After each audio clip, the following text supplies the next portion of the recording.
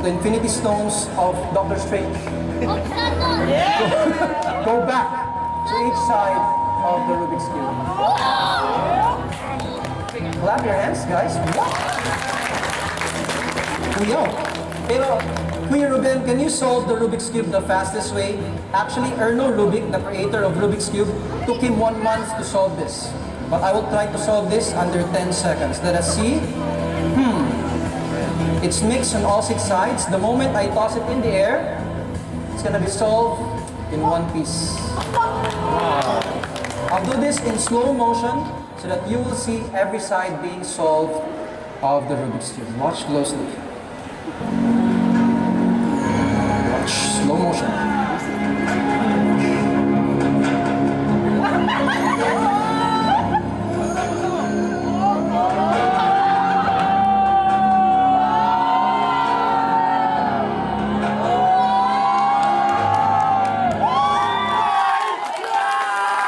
Not yet, but watch closely.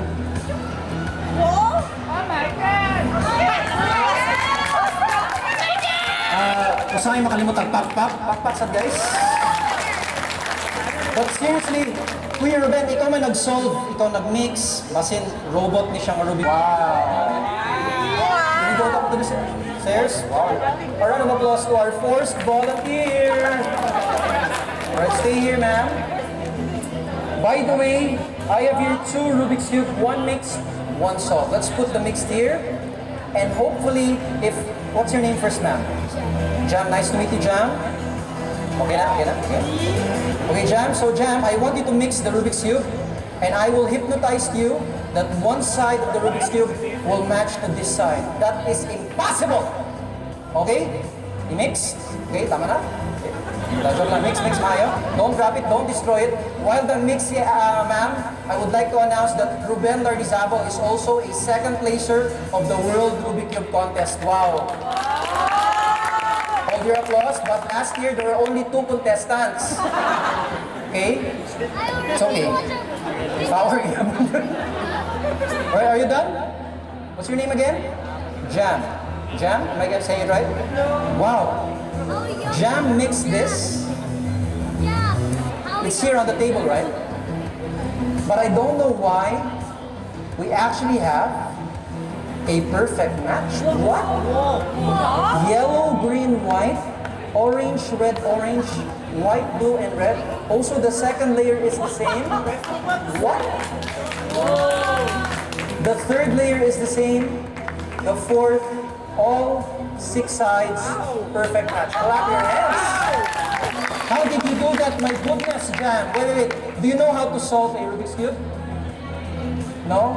Alright, you're gonna solve one. Hold this brown bag. What is the color of the brown bag? Brown. Open it. Alright.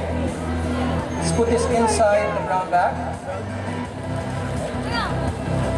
Hold it. Just imagine with your right hand like this. Like that. Your right hand. And turn it like that. We're gonna turn back time. Palay, dili pagit, ma'am. Dili pagit daw. Dili this, ano ba? Dili lang. Wait.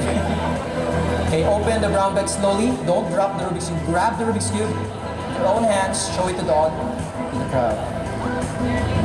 Oh! My goodness! A round of applause for John. Thank you so much. Up here and disappear. A round of applause. Thank you so much. Hey guys, this is me, Reuben Lardizabal, and that was me performing the Venom Cube by Rubik's Dream. I would like also to thank Henry Harrius and his team for creating this effect. It's the world's perfect matching effect in the whole world. So again, if you did like my video, press the like button down below, and also don't forget to subscribe to my YouTube channel and press the bell button for the notifications for more magic videos. So again, this is me, Reuben Lardizabal. See you in my next video.